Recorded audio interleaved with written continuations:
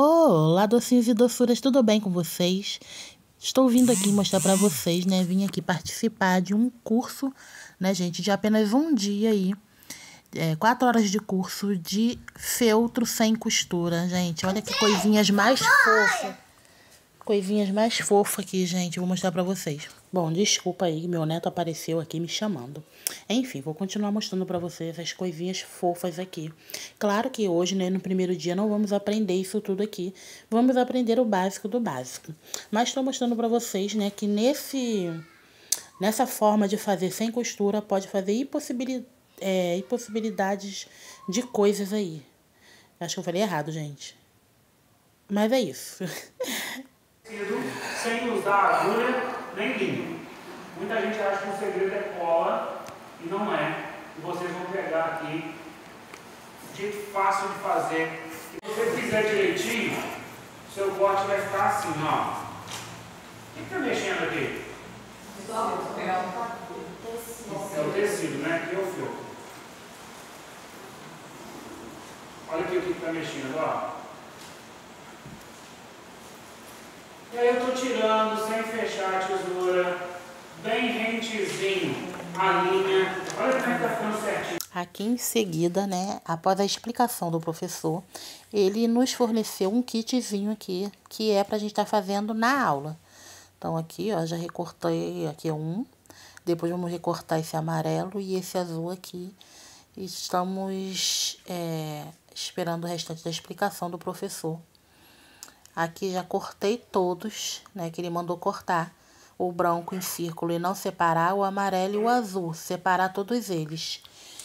E o rosa que não precisa cortar, que já recebemos cortado. Também a cola emprestada e o enchimento aqui. É simples de deduzir o que nós vamos fazer depois. Certo? Depois nós vamos encher depois. Tem muita gente que já está olhando essa beirada aqui, ó. E aí a pessoa, como eu entreguei uma cola, a pessoa fica imaginando assim, poxa, eu entendi, é colado. Isso não foi colado. Não. Isso daí foi selado. Inclusive é uma contornando todo o formato, que aqui seria o formato do número 8. Ou do símbolo do infinito, né? Isso. Então tá aqui, ó. No meio, 2 gotinhas. 2 de cada lado. Olha aqui, se dá para ver como é que ficou a cola. Feito isso, qual que é a medida mesmo, me lembra? Um dedo de cada lado. Um dedo de cada lado e meio mindinho em cima aqui. Meio dedo bem mindinho. Bem miserável. Ó, olha como é que ficou. Falo isso de ter conhecido tantos lugares e de ter conhecido também tantas pessoas, porque isso foi uma coisa que o artesanato proporcionou para mim e talvez eu não tivesse a oportunidade de conhecer tantos lugares e tantas pessoas. Conhecendo tanto assim, principalmente as pessoas, a gente vai se engrandecendo, né? Vai ouvindo histórias, vai amadurecendo, vai vendo que às vezes a nossa dificuldade não é nada perto da dificuldade de algumas pessoas. Só que eu pude ver que nesses 16 anos eu conheci e mantive contato com algumas pessoas que tiveram suas vidas transformadas pelo artesanato. E eu acredito que quando o artesanato entra na sua vida, ele não sai mais. E a conclusão que eu tirei é que existem 3 caminhos que a maioria das pessoas percorrem depois que conhece o artesanato. Caminho número 1, o artesanato é uma terapia maravilhosa. Quem faz artesanato dificilmente vai desenvolver uma depressão. Na verdade, eu conheço médico que usa artesanato para tratar depressão. Ele bota na receita lá, ó. Essa pessoa tem que fazer trabalhos manuais para ela poder melhorar. Gente, o artesanato, além de uma terapia ocupacional, como você falou, para algumas pessoas é aquele comprimidinho mais importante da caixinha de remédio. Porque se o artesanato faz a pessoa ficar melhor, ela vai ser uma melhor mãe, amiga, irmã, colega. Porque algumas pessoas hoje em dia, o problema delas é que elas veem problema em tudo. O marido não presta, o filho não presta, a irmã não presta, a vizinha não presta, a casa não presta, nada presta. Na verdade, a pessoa começa a olhar somente para os problemas e esquece que não existe vida perfeita se quer ser mais feliz, é mais fácil olhar para o que é bom do que ficar olhando somente para o que é o quê? Ruim. Na verdade, eu estava numa reunião uma vez e uma pessoa que estava nessa reunião ficava reclamando o tempo inteiro que estava com um cheiro muito ruim. E ninguém falava nada, ninguém sentia nada. A moça que estava fazendo essa reunião parou e perguntou. Pegou e falou assim: gente, alguém mais sente esse cheiro ruim aí que esse rapaz está falando que tem aqui? Aí todo mundo falou assim: não. Aí ela pegou e falou assim: será que não é seu bigode que está sujo? E aí eu te falo, se a pessoa enxerga o tempo inteiro somente dificuldade, será que ela não está olhando para o lugar errado? Está entendendo o que eu estou querendo dizer? Porque assim, minha mãe fala, né? E eu gosto sempre de falar da minha mãe no curso, porque é uma pessoa que, além se não fosse ela, não estaria aqui. Se eu tenho um amor pelo artesanato, hoje eu tenho que agradecer por ela também. Ela sempre fala assim: eu não gosto de ficar perto de gente negativa assim, porque pega. E a palavra tem poder. Se você viver falando que algo vai dar errado, vai dar errado. Só que o oposto também é maravilhoso.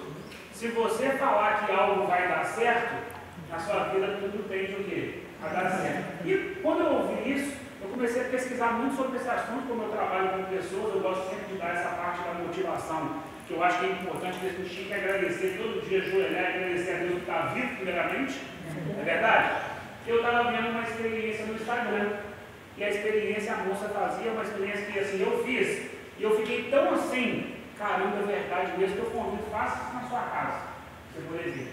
A moça pega o arroz, que ela fez para ela poder almoçar, e pega 2 potinhos. Ela pega, coloca uma colher de arroz cozido, pronto para poder almoçar, cada um em cada potinho. E aí ela coloca uma etiqueta no potinho escrito assim, arroz bom, e no outro ela coloca uma etiqueta escrito arroz ruim. E ela fala que nessa experiência você tem que conversar com o arroz. Só que ela conversa com o arroz, falando do arroz bom, falando o quê? E o arroz ruim, falando coisas ruins. Quando eu fiz na minha casa, o meu arroz ruim estragou no primeiro dia à noite. Meu Deus. O arroz bom ficou 3 dias para poder começar a soltar aquela aguinha. Gente, se a palavra tem poder, um arroz, imagina o que ela não tem para você programar aquilo que você vai fazer na sua vida. Para você se olhar no espelho e ao invés de você ficar olhando os seus defeitos, você falar quais são as suas qualidades para aquilo te animar, para você fazer o que você tiver sonho ou capacidade de fazer. É muito fácil apontar o defeito da vida, difícil é aproveitar o lado bom.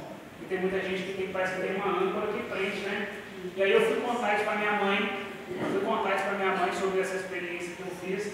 A minha mãe falou: ah, eu estou cansada de saber disso. Eu falei: como, mãe? Minha mãe adora plantas, né? E aí ela falou: no dia que eu estou bem humorada, se eu corto uma plantinha, ela floresce, dá flores, fica bonita, né? Mas se eu estiver mal humorada, se eu arrancar uma folha, ela morre.